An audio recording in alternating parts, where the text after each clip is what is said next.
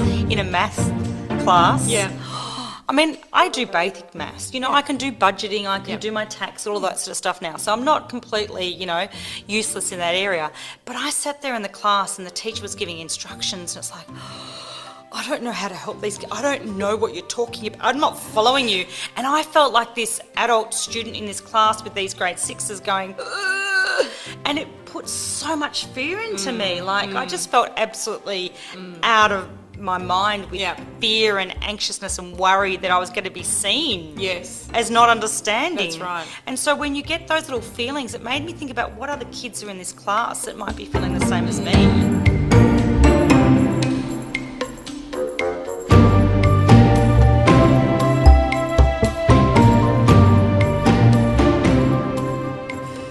Hello, Quantifolks, and welcome to another episode of Alchemizing Education, our little sister podcast to Fark the Shoulds. I am Jodi from QuantiMama. Hello, and I'm Kerri from QuantiMama. Hello.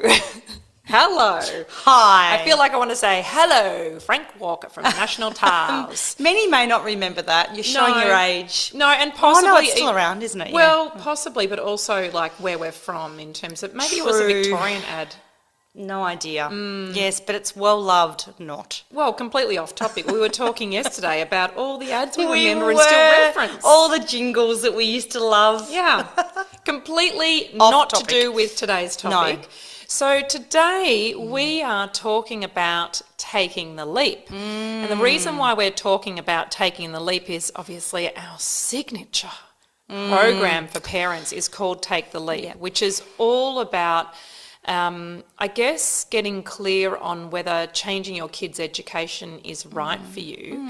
And it's predominantly a deschooling the parent program, isn't it? I mean, we sort of use the kids as a Trojan horse, but essentially that's what's happening is as parents we look at our belief systems and how we can support our kids and be clear about what we're doing. So a bit of a shameless reference to our program, but we actually thought it might be useful to actually have a conversation about it because we are Take the Leap graduates. Absolutely. Yes, we really are. And I think... in the people who have taken the program and the people who are interested in it, there's lots of different reasons why they come across our path, but it really is supportive of a very big process when it's going against society's norm. Yes. Even if we feel like things aren't working for us, it's a very big leap of faith. Yes. And one that we can wholeheartedly, hand on heart, say is so worth it. Yes, absolutely. Even if it feels a little bit, scary. Yes. And look, the reason why we called it Take the Leap is literally we wrote this program as we went through the process. So we have lived and breathed it, so we actually know the value and we know how important it is that when you're looking to change your child's education, whether that's wholesale or just a little bit, for an interim period or for a forever change, these are really valuable techniques and tools to go through. But what I want to do is obviously put Kez in the hot seat because I love that space for her and she loves it quietly too. She just won't admit it. So we're actually going to talk about taking the leap and what that's been for, what that has been like for us, and I think some reflection there. But we're also going to talk to the top 5 concerns on why parents are resistant to taking the leap. And Kez is not even aware of these. She tried just let me know tell me what the questions are. Tell me what those questions are. Tell me what you want to talk to. We don't do that. We don't do that here. I've barely looked at them. I mean, I've researched it, but I've barely looked at them because we're going to talk to those as Take the Leap graduates. So we can offer a perspective on what our, idea is around that as a question, which feels so potent and so consuming before you move through this. Before you move through discomfort. So while I'm getting those questions up, why don't you give us a little bit of your experience in choosing to take the leap? Like, was there one moment that made you decide to, upend your child's education? It was really driven by Yeah. your son, wasn't it? Well, it was driven by my son, but it was also driven by my daughter, and it was also driven by just what was going on in society. And I sort of had I was very curious about it. I wanted to be open-minded. I wanted to think about what it was that we were creating for our children, what we wanted for our kids. And I just started to sort of think about the fact that we have, as parents, given our power away to other people to raise our children and to influence our children. And I went, I actually want to take some of that back. Yeah. And I wanted to sort of start to say we've got a bit of a belief that we can actually do it. Yeah.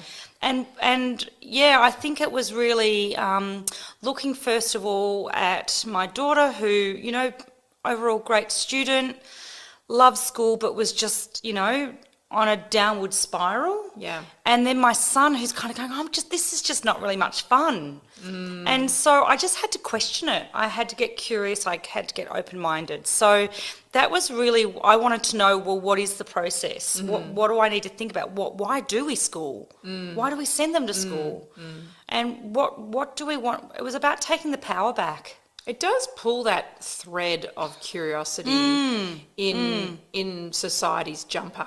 Yes. Doesn't it? Yep. Because when you start pulling that thread, you're like, what about this? Yes. And what about that? And yeah, I mean, it can snowball or it can not, but I feel like for us, same thing. And it's really funny because I could not have predicted that out of our 4 kids, the Quanta kid that would lead us choosing to homeschool would have been our fiery youngest, because obviously I was in the habit of breaking my children's spirits so they would actually do what I want, successful parenting on the superficial level, obviously creating a whole lot of work for the psychologist later on in life, circular system. But Keeping everyone employed. But yeah, he led the charge and I was like, there's no wiggle room on this. And obviously we'll talk to, I guess, what it's like now and why we're so passionate about exploring this. Yep. Our program, as we've talked about, and we are not here to recruit you to homeschooling. We are here to talk to that voice inside of you that is feeling all the feels that we squash down day after day and we never give oxygen to because it feels too big, but it's not, and it warrants examination, doesn't it? Absolutely. Yeah. Yep, most definitely. Okay, you're going to love this first one. Oh, am I? Great. Let's go. So number one for the top 5 questions on whether to take the leap or not is, what if I'm not qualified? Oh, I do love this question. Oh, yes. Do you know what I was thinking about, though, the other day, is that I think people feel that they have to replace a teacher. Yeah. That we have to be the teacher, and we definitely do not. We are not taking that role. And I know when we did the remote learning, I realised exactly what was going on then, and I thought, well, if we're going to homeschool, we're not doing any of that. We're not doing any of that. So I just feel like everyone's qualified because you know your kids best. And what is the beautiful opportunity of it is that you get to know them even better. Yeah. You get to really start to understand what motivates them, what lights them up. And you can be part of that. Yes. Like you actually get to be part of it. Yes. You get to facilitate it. You get to actually be part of the learning process, and sometimes you're learning alongside them. Yeah. So it's showing this collaboration around the learning process, not just that, the person up the front of the classroom giving all the instructions and then giving the worksheet at the end of it. Yes. You're actually doing it together, and it feels amazing. Yeah. Especially when they're sort of getting success, or their eyes are lighting up, or they're kind of, or the lights are coming on, or it's quite remarkable. And we do not have to be qualified in the traditional sense. Well, to be honest, teachers are qualified to teach, as in impart information. Yes. But they're not experts on everything. They're general practitioners in that sense. And often they'll get the curriculum and be, you know, 1 or 2 steps ahead of the kids. They'll have maybe an adult knowledge base on a certain curriculum. There'll be things that come easier to them than the kids. Obviously, you know, if we're talking primary, then the basics need to be experienced for those kids, and they need to get a familiarity. But I think about high school, and I think, you know, some of those kids are probably more versed in those subject matters than the adults that are supervising them. And I don't think, because there's this power in being assigned as the teacher identity, then we don't tend to question that. But definitely when remote learning came into, you know, our household and I had an awareness, I was like, whoa, I can do this. Like, this is straightforward. This is literally worksheets from a third party, and we're just working through them.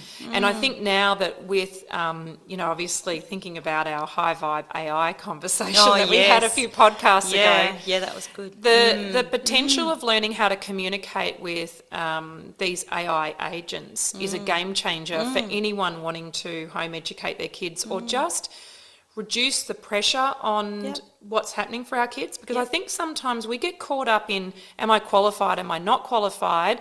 But one thing you are qualified to do is make decisions for your child, because you know them the best.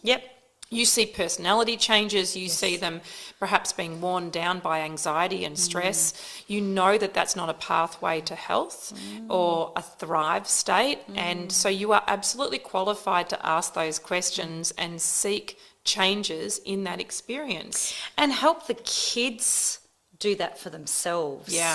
That's the other, you know, part of it, is that you can witness where they are in overwhelm, or where they're feeling really tired, or they're just not enjoying the topic, and you can pivot with them, or you can empower them to make their own decisions. Okay, how are you feeling today? Is this really what you want to be doing? And I know that there's times that we don't always have a choice around what we do. Sometimes we just have to get shit done, right? But Completely. But I think there is value in allowing them to say, I want to learn more about this, or hang on, I'm ready to move on to something else. And so to give them that ability to control their own learning at their own pace. Oh, I love that. You know, something that happened this morning that really is relevant to this, and this is why I'm saying I've healed myself from needing to be qualified per se, is that QK2 said, okay, I want to do something that looks like schoolwork. And I'm like, sure, okay, fine, we'll call it that. Anyway, so she's doing a report. And I said, what do you want to do the report on? Well, she said, give me the questions first and then I'll decide. And I'm like, no, that's not how this works.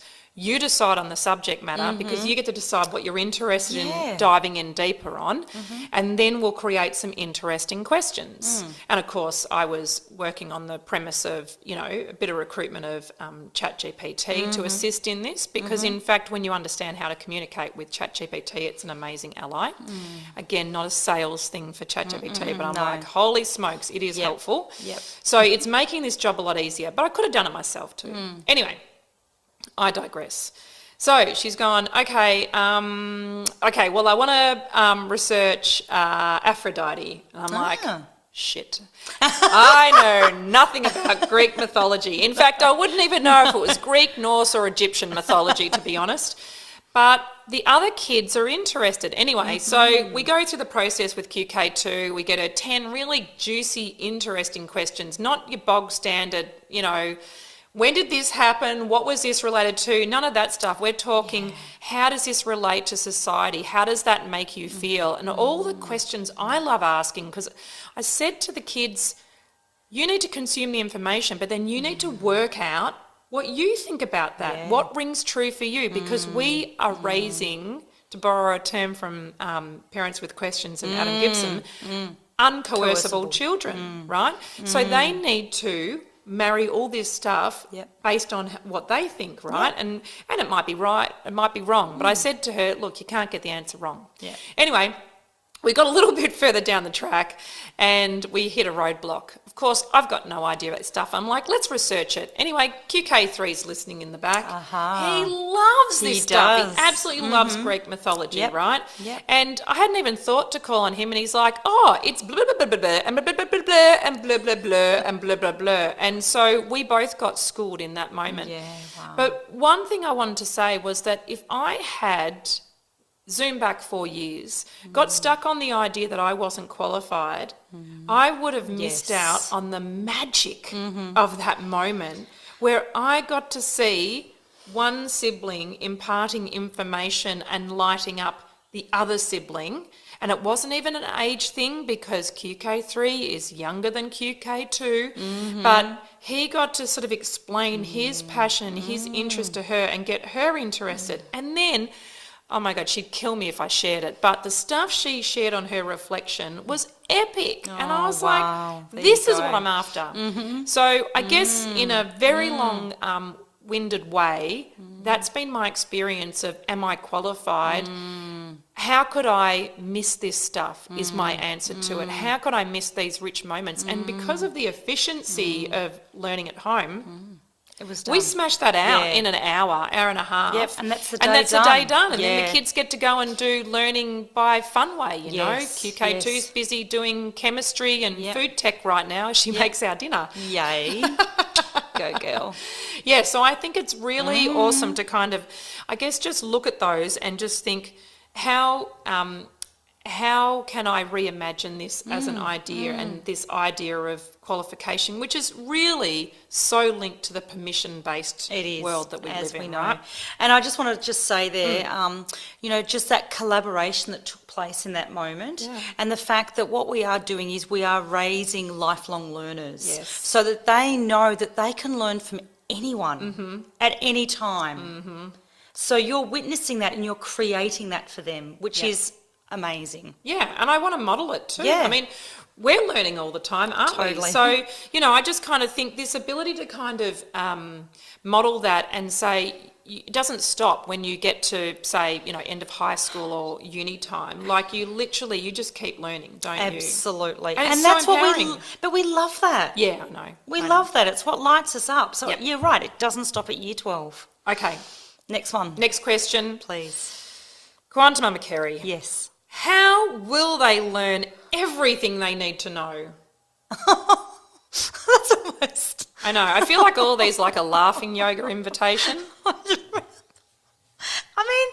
According to whom? What the... I know. Like, who knows what you need to know until you're in the moment, right? Correct. Like, again, I was thinking about this the other day, like the curriculum that is set up for the schooling environment. Like, who says that that's what they need to know? And most of it we don't ever use again. Well, even the basics, as we've talked about, you don't come out of school knowing how to do your tax. Absolutely. I mean, that's exactly right. That becomes real as soon as you start working. Absolutely. Absolutely. Even if you're doing a part-time job. And so suddenly you've got this life skill. You can argue until you're blue in the face about whether it's legitimate, but it's like something that we essentially agree to do and living in society, and there's no framework for learning that. And I'm like, I think I did some accounting in high school. Yes, I hated it. Can't really remember it other than I was really crap at touch typing and somehow that was related. Oh, Anyway, really? Apparently. Oh. I have no idea. I mean, we're talking like seriously many moons ago. I just wonder, like, who dictates and who is the who's the most qualified, but no, who is it that needs to determine what they've got to know in a period of time? Yes. Like, I just think about, you know, recently when Jill was talking about her education and how she said that, you know, she didn't learn to read until she was in high school. Yeah. And I think McGill was much the same too in terms of the way he would write stuff too. Yeah, right. Yeah. Okay. Yeah. So you kind of go, well, we can still learn those things later in life. Whatever it is that's going to be relevant to the path that we end up going on. So what we're doing, I think, within a curriculum-based, you know, schooling environment is that we're giving them everything that someone else thinks they need to know. But really what I think is going to be most empowering is to learn as you go. Yeah. And to determine as you're going what that child needs or is interested in. And they will learn to do math and science and, you know, all of those other things intertwined with those topics as they, you know, show interest in them. So I just kind of go, the value of the home learning environment is that you get to decide the topic in that moment, and then you just you know, intertwine all the things that you feel that might be relevant for them. But we can't know what we want to know in the future. Like, gosh, if I look back at what I learned at school versus what I've been learning in more recent years, it's opposites. But the thing that we're doing now, and I think this is where I really want to encourage people to look around them at, because we know that there's a whole bunch of intelligent people listening to this conversation and starting to relate it to their life. Look at how you learn things. Do you learn things in context or out of context? Because that's my experience now, is that we learn in context. And in fact, we learn until we hit a saturation point or a satiation point. And the difference of those two things is saturation, you've got all the information you can basically take on board and you need to assimilate it, right? Or create understanding and internalise it. The satiation point is you've hit the point of knowing what you need to know in order to do what you want to do. Right? So yesterday, McGill and I are on the tools because we love that. That's like one of our bonding things to, you know, shoot shit with power tools. Why would you use a hand screwdriver if you could use a battery operated one? Totally. That's my, you know, belief in life. So much faster. And satisfying. Anyway, one of the kids, we basically enticed him outside because we're like, seriously, you're turning into an emo or whatever the current term is now. I felt like it was way too much black being worn, way too much time inside. I'm like, you're starting to look pasty. Let's go outside, get some sun. Get some fresh air. And he's like, no, help. And I'm like, all right, we're going to take our time and explain what we're doing.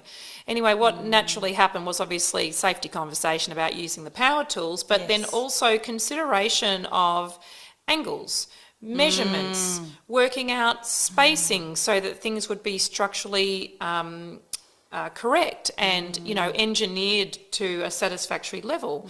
And it was such a relevant conversation for him. He got all of that stuff and it was all math related. Amazing. But all the different kind of parts of math, but in a really practical sense, because by the end of it, we had something to show for it, you know. And I just think, how often is it that we are expecting kids to absorb information that somehow will serve them later on? Like I'm thinking like Pythagoras theorem and stuff like that. If you learn that on a building site, completely different scenario. Absolutely. Than learning it in the classroom and answering some, they're probably on computers now, but, you know, they might do some practical stuff, but it's not the same as building stuff. And even this opportunity for lateral learning, like, you know, I think about woodwork. Why wasn't woodwork basically math? Yes. Because it actually is. Yes, when you're building stuff, it really is all math.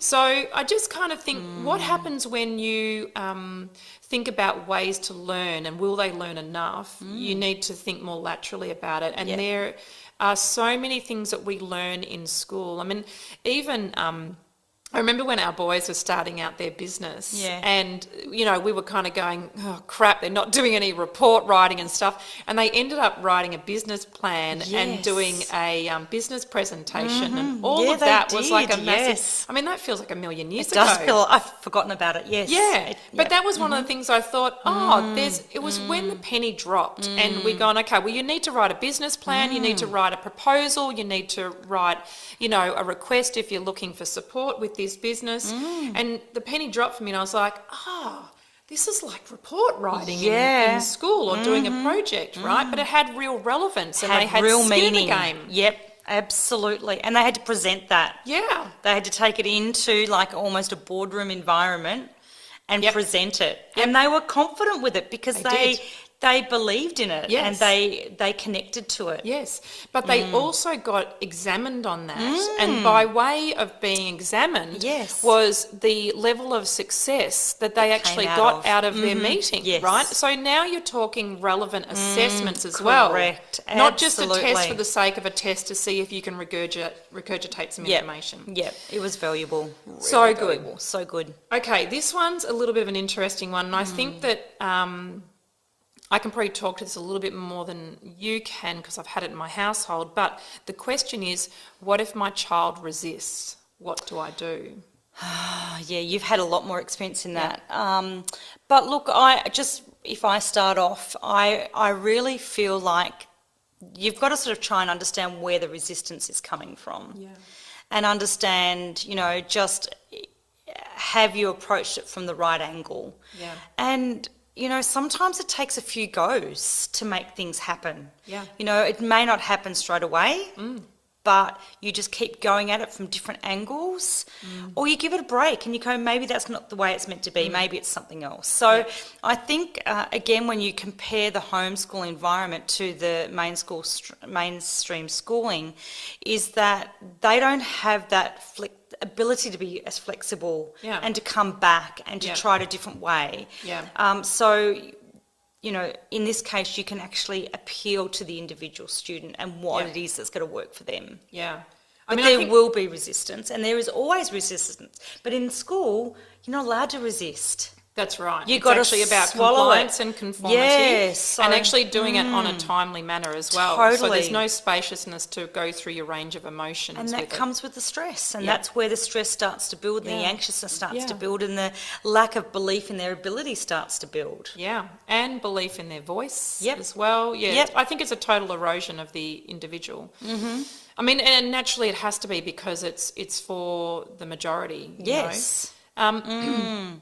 So What do you way, think? Well, I've got a couple of thoughts around this. Firstly, there will be resistance because this is uncomfortable and it's new, right? So one of the things that I've talked about for a long time, and we really do have a focus on in Take the Leap program, unabashed reference again, is that you need to factor in that if this kid has had any stress, Yes. they need a circuit breaker. Yeah, they really do. And a circuit breaker is you do sweet FA for a period of time. And for me, it became clearer and clearer that that period of time was dictated by the kids. And so they all came in at varying times. And some of it was kind of this self-shaming thing of going, I probably need to learn something. I'm like, okay, your choice, just so you know. The other side of it was they'd come in, they'd go, I'm bored. And I'm like, well, only boring people are bored. So, you have the flexibility and the agility to learn whatever you're interested in. So, that can be anything. But, I mean, I've said this many times before. Our kids spent an impolite amount of time listening to audiobooks. And I've actually lost count. It could be 4 to 5 months or it could be 18. I've actually lost track. It was a while ago. It's irrelevant though, right? It Because doesn't matter. Quanti Kid 2 came to you and they do come to you and say, I want to do this. Yes, that's right. Well, that's where she started writing her book. And I mean, the thing is, I've got to reflect on the fact that we changed her education and she essentially was not reading. But more than that, she thought she was dumb as dog shit. And I'm like, that is the greatest tragedy for a child to think that they are dumb because they are not. They just aren't smart by someone else's measure. But this kid is intuitive and she's articulate and she's writing books now. Like, that's been her thing now. I'm not saying she's going to get published and people are going to read them, but the level of creativity and the thing that's coming from her is a choice to use her own voice, which I absolutely love, right? So, yes, there will be resistance. Expect that. But these kids have had an erosion of trust that has been built into them for many, many years. So just like any psych and their patient, you must re-establish trust. Oh, that is critical, absolutely critical in the process. When you think about a parent, you want to have trust with your of kid. course. You want your kid to know they can come to you. Know that not that you're dictatorial and you're going to stomp out any flame that they have just to get them to comply, because that is what is happening in households everywhere right now. There's school resistance and these kids saying no, or not right ignored. now, and it being just squashed and ridden over all the time. Now, I'll tell you right now, I suspect there'll be many kids that won't know how to say no to peer pressure when the time comes, because they haven't had experiences of being able to use heard. their voice. Yep, absolutely. I agree, totally. And look, if this makes you uncomfortable, in the most loving way, good.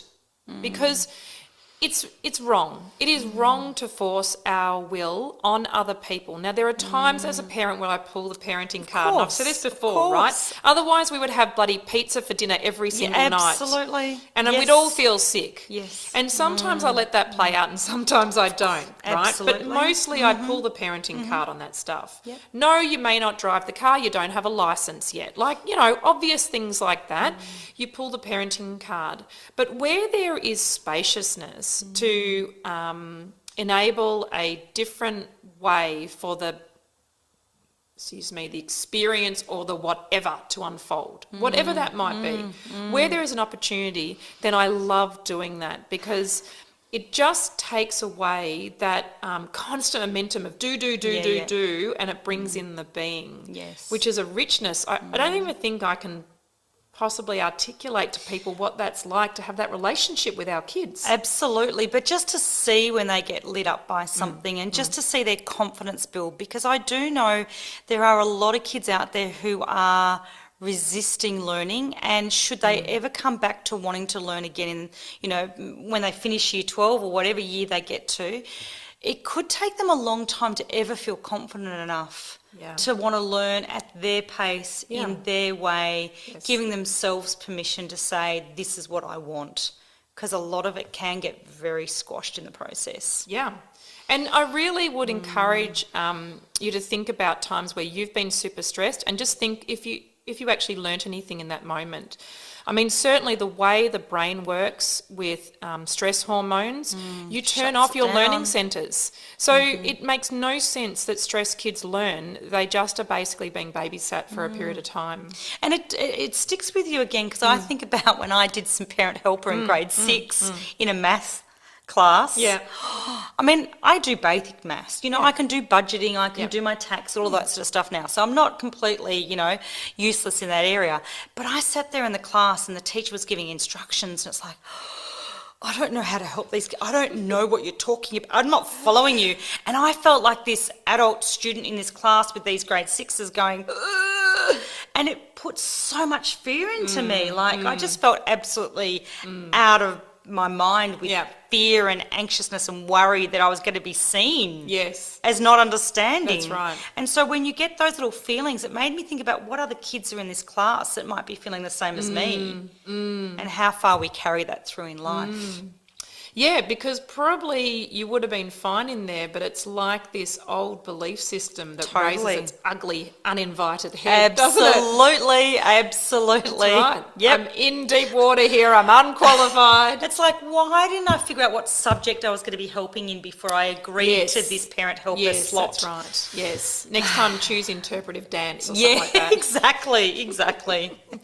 All right, so you'll love the next one. Okay, And I great. obviously always am very opinionated with the next one. So the next one is basically, what about socialisation? What about social circles and friendships and things like that? I think, again, we've got to go lateral and think about, where do we socialise? Like, what does that actually look like? Where are we getting that socialisation skills from? Because a lot of our social skills actually begin at home. I agree. They really begin at home. It's the original social circle, isn't it? It I mean, you actually really get along is. with the family. Totally, and if you learn to communicate clearly, and you learn to, find out how to problem solve together, or how to compromise, or how to work together, and taking responsibility, all of that. And, you know, sometimes you're the leader, sometimes you're the follower. Like, it really does begin at home. So, and it's like, how many people do you need to interact with in order to actually get those skills? Do you need to interact with, you know, 100 kids? No, you actually only need 1 or 2 really good positive interactions. Yep. And you get it. You get the lesson really quickly. Yeah. And then, of course, you know, it takes maybe, if you want to, 1 or 2 activities in the week. And that, again, with people outside of your family, is enough to understand what socialising really means. Yeah, well, I mean, I've said it before, I think kids are over-socialised these days, or over-scheduled. They must be bloody exhausted. I mean, I'm exhausted with what I'm doing, and I'm doing half the amount. And exhausted, but also just where do they get to just sit with themselves? I was talking to a student just yesterday, doing year 12, and, you know, she was sort of worried that she wasn't socialising enough with all of her cohort. But she was okay with that. And I said, well, that's amazing. Like, if you're happy with that, you don't have to be out there always socialising. It is actually really healthy, really positive to just sometimes sit and be on your own. You know, the socialising thing is not overrated, but there's too much of an emphasis on it. Oh, I just don't think it's necessary. In fact, I know that I've shared this with you before, but my fridge magnet when I was a teenager was I don't need a certain number of friends. No. I need a number of friends I can be certain of. Yes. And what I've seen without trying to curate my kids, because in fact, one thing I decided not to do when we moved to this home education model was I decided not to force social engagements. Like we do none. So that's not true. No, as in we do none that are generated by me. I don't go and catch up with people so the kids can have a play. Yes. It's all based on what the kids drive, right? So we have one thing that we do that's a weekly thing with our homeschool peeps. But even that, which we call Wacky Wednesday because we're all about the fun, but even Wacky Wednesday was born from the mothers wanting to get together so they can have a decent conversation. We go to a park, the kids run a muck for 2 hours, basically leave us alone if we feed them enough. And so we can actually have high vibe conversations. But there are only cool people in there. Yes. Like it's a cool people zone only, so it's actually a play date for the parents, isn't it? And it's actually student-led anyway because the kids they're all on this particular little group saying, where are we going tomorrow, everybody? Who wants to choose this week? And well, that's what's morphed out of that, right? Yeah. And in fact, they're not the same age. Like the age range, when we started, the age range was like 5 through to 15 or something like that. So it was a big range. And basically it looked like a big extended family, like really you would if you were hanging out with your cousins. Yes. So there's something really beautiful about that because the little kids get to hang out with slightly bigger kids or much bigger kids. The big kids get to mentor the younger kids. Absolutely. And there's this beautiful cross-pollination that reflects society, you know. Nowhere else in society, certainly once you get into the workplace, are you hanging out with 30 people your age. Yes. And in fact, that's a recipe for disaster anyway. I mean, this is what I was hearing yesterday in relation to this, is it's like the whole way through the schooling years, this particular girl has felt like she's never really belonged. Yeah. So you kind of think, so for 6 years she's been navigating that and questioning herself around that. Yep. And, you know, yet I think about when you finish school and when you go out into the workplace and you go and do different things, you are mixing with multiple ages. So this whole need to have everybody at the same level is not a guarantee that people are going to get along or have the same needs. Yeah. And I think also with what you're saying, and probably why she's done fairly well, is that as in she's sated by not doing the shoulds of having a, you know, shit ton of friends around Correct. you. Is that when you know that your voice has relevance and, you know, it is welcomed, you don't need a lot of people around you because you're speaking your mind, you're speaking your truth. And so it doesn't get drowned out. And that in itself really just beautifully meets that belonging and significance that we all need. Oh, yes. Yeah. You know, and so for a kid, they don't need a lot of people around them. And it's funny, I started working that out. I gave my kids 1 or 2 decent size birthday parties, and I think more so they went to them, and I went, this doesn't look right. So two of the kids in particular would lose the plot if they had, say, more than who was in their family at their birthday, and they'd go off in a huff or tears or whatever during the birthday party. And I realised it was actually really overwhelming for them to be with kids. And so there's so much of this as parents we put on kids going, oh, they'll love it and they'll know how much I love them because we're going to invite 15 of their friends. It's a big responsibility for those young kids to Absolutely. hold, making sure, because they want everyone to enjoy themselves, and suddenly they feel this massive burden. Yeah, the overwhelm. The overwhelm is huge, and we just don't understand that. Yeah, so I just wonder if we've been getting it wrong, and we've been applying this sort of adult lens to it. But no one's actually asked the kids, and you don't even have to ask them. You just give them different experiences and see what they're like. More than that, see what they're like afterwards. Because if they, have no capacity for anything and anyone, they are just done and they're really ratty, and it's, arsenic hour as they call it. If you're having that experience and that's a child in overwhelm, so probably that was not a nourishing environment for them. It needed to be tweaked in some way. Yeah, totally. Yep. And it leads in beautifully to the last of the top 5 questions, which is, what if I mess it up? Oh my God, I would say just get pregnant, have another child, try start again. Absolutely. Mark 2. Yeah.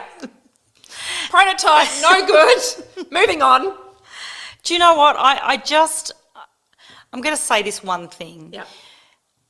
I keep looking at anyone who has chosen an alternative path for their child's education. They never regret it. No. They might pivot a few times to finally get to the right point, but on the whole, they're in charge. They get the choice. And, I'm talking about homeschooling as such, but even if you sort of went to different models, the kids are happy. Yeah. The kids come out. Once they re-establish trust, it's Once a totally they different re-establish scenario. trust and they feel like they're back in control of their learning and they're doing things that engage them and they feel that belonging and significance, Yeah. they are grateful for the opportunity to have stepped away from what they were doing to try something else. Yeah, I agree. You don't see them going back into the system. There's not many people that are getting in touch for a refund. No, that's right. They're really not. Exactly. So, there's that. But, that's not a reason to say you need to take the leap. No. The other thing is that none of this is permanent. Like, you literally can change your mind. Absolutely. Again, it's a woman's prerogative, so thank God We for do that. it all the time. Absolutely. Very practiced. Exercise that right. But there's an agility in here, and sometimes all kids need is a circuit breaker. Yeah. Sometimes they need a change of school environment. Sometimes they need to experience what the alternative options are. Yep. But the other thing is, in the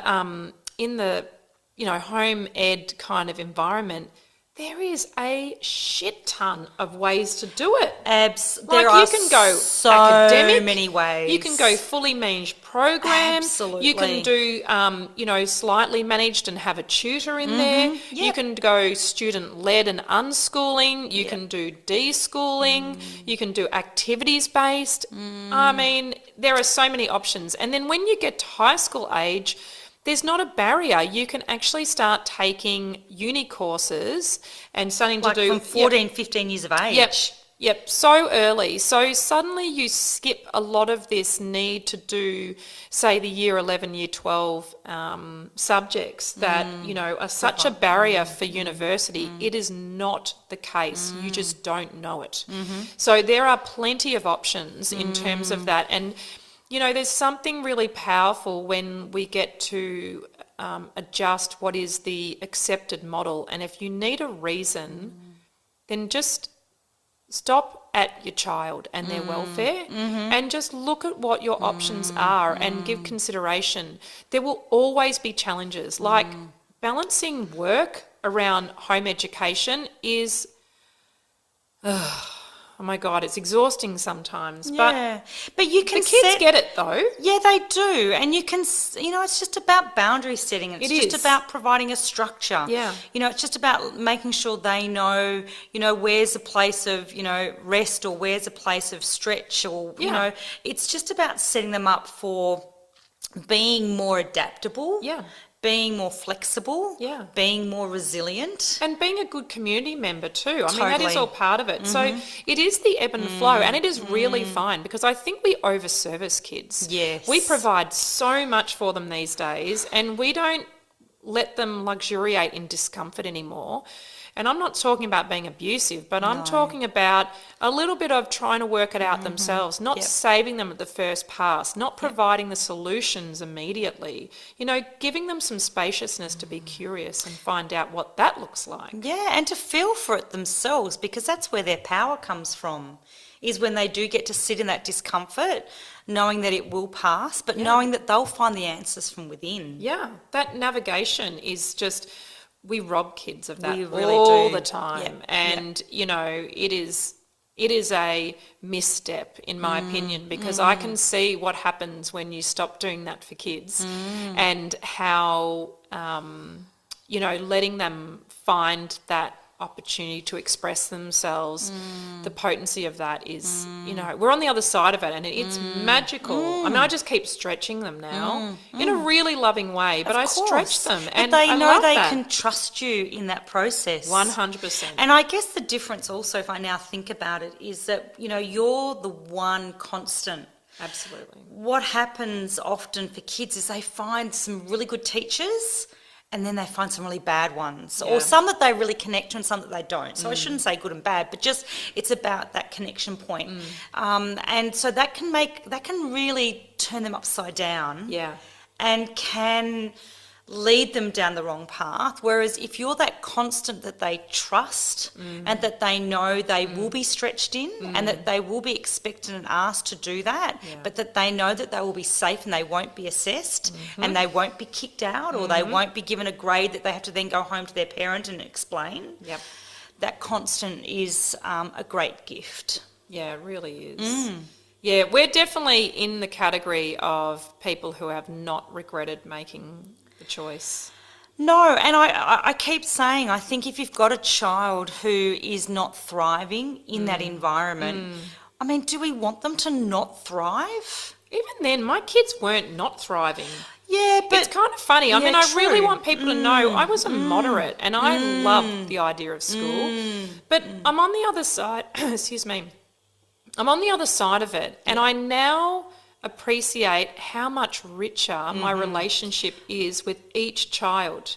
And there's their interrelationships with each other as well. Yes. And with McGill. Yes. And I couldn't have predicted that. I literally couldn't. And the thing that has been the centre point for that change is me shifting my beliefs. I was the problem. The kids are never the problem. They really aren't. It's always the parents. It's always us. And this is why the program that we have, Yeah.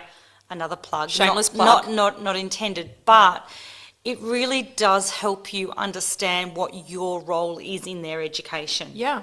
And what our beliefs and our expectations and our experiences, how much they influence what we expect of them when it comes to their education. Yeah. And once you work that out, and once you sort of say, hang on, is that what I really want for my children? Yeah. Is that the values that I want them to obtain at the end of it? Yes. Are they the skill sets that I want them to have in order to, thrive at life? We can do that ourselves. Yeah. In fact, that is the gift of being a parent. We can provide all of that without qualifications. This absolutely, and I think this is a framework for empowered parenting. Totally. It is the new version of empowered parenting. I mean, I talk about empowered birth, and I say that once you've had an empowered birth, you will never give that opportunity away ever again. Yeah. In fact, you might have more babies so you can have more empowered births, and that's a little bit of an issue. That is an issue. But the point is that once you've experienced empowered parenting, you won't go back. It is the very fabric of life. It is the point of having kids. Yeah, really. And it's rewarding beyond measure. Yep. And I think just those connections that you develop that are lifelong, Yeah. are just, it's hard to find the right words for it sometimes. Yeah. I mean, check back in 20 years, my kids might hate me, and then I'll be able to go, oh, misstep. Yep. Should have left them in the institution. Should, intentionally planted there. Yeah, it's a great gift when you can actually be part of that. Yeah. That part of their life, because before you know it, they're up and out like mine are now. Yeah, that's right. And they're just... Baby birds are out of the home. They're flying, you know, and so it is a very small period of time. It really is. Because we're going to have long, healthy lives. Yes. And we want to just give them the best start possible. Yeah. Yeah, that's right. Yeah, all the other stuff fades away when you just soak in this richness. Mm-hmm. Thank you, Quanta folks, for joining us for this conversation. And, you know, obviously we hope that it has just given you a pause for thought around what your options are. You won't know until you experience it yourself. But we do our very best to show up authentically and speak with loving honesty. And so if that has resonated, then you will know somewhere in your body there is a registration of the truth and perhaps something to be more curious about. Absolutely. And again, please reach out. Like, you know, ask us some questions. Yeah.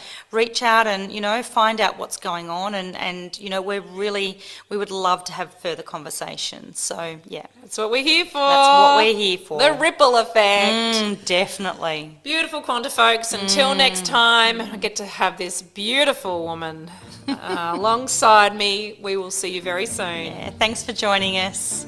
See you. Hey, Quanta folks. You know, the conversations that we have about alchemising education are underpinned by our amazing Take the Leap course for parents, which is all about deschooling the parents. If you're keen to deep dive more, then check out the QuantiMama.com website and find the Take the Leap course. This course is beautiful because it will give you an opportunity to examine where your programs are, where you're creating limiting beliefs and expectations for your child. And it ultimately frees you to be the best advocate for your child that you can be. And that's all of us can ever want for our children. Just to love, nurture, and watch them become the most incredible individuals that we already know them to be. So more info, head to QuantiMama.com.